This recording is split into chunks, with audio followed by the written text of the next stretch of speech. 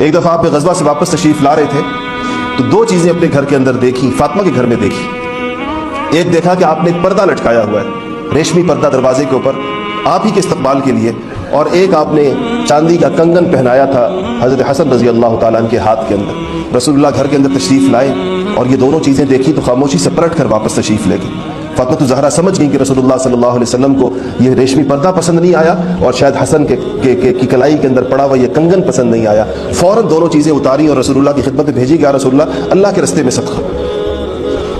تو آپ نے فرمایا کہ فاطمہ میں نہیں چاہتا کہ ایسی چیزیں تیرے گھر کے اندر آئیں جو روز قیامت کسی آگ کا سبب بنے کسی بھی اعتبار سے۔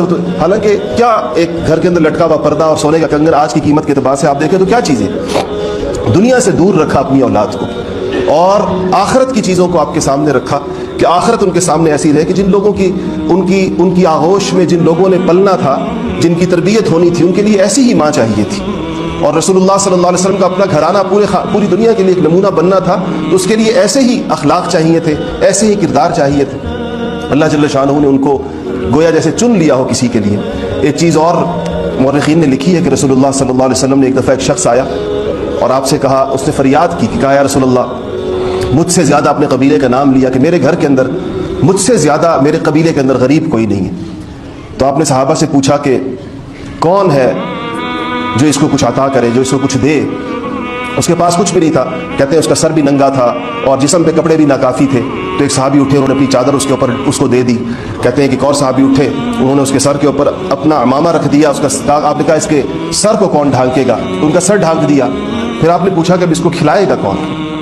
تو سلمان فارسی نے کہا، ان کا اپنا بھی کوئی گھر نہیں تھا، سلمان فارسی کا مسجد میں رہتے تھے، تو انہوں نے کہا کہ یا رسول اللہ میں صحابہ کے گھروں کے اوپر لے جاتا ہوں اس کو، جس کے گھر میں کچھ کھانا ہوا وہ اس کو کھلا دیں گے۔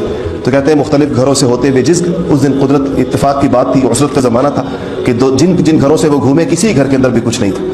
تو جب وہ آئے تو فاطمہ زہرا کے دروازے پر پہنچے اور فاطمہ سے کہا کہ آپ کے ابا نے اس کو بھیجا ہے کہ اگر اس کو کچھ گھر میں کچھ کھانے کو ہو تو اس کو کھلا دیں۔ تو فاطمہ نے فرمایا کہ آج تیسرا دن ہے، ہمارے گھر میں بھی فاقہ ہے اور میں ابھی حسن اور حسین کو بھوکا سلایا ہے۔ تو انہوں نے کہا کہ وہ جانے لگے تو آپ نے کہا کہ فاطمہ نے کہا کہ یہ میری چادر ہے، یہ لے جاؤ اور اس کو بیچ کر اس کے کھانے کا بندوبست کرو، ابا کا مہمان ہے۔ تو وہ لے کر گئے اور اس سے جو دانے ملے، بعض تاریخی روایات کے اندر آتا ہے کہ فاطمہ نے کسی یہودی کا پتہ بھی بتایا کہ اس کو جا کر دو، اس سے کہو کہ یا تو گروی رکھ کر کچھ دانے دے دے یا خرید کر کچھ دانے دے دے۔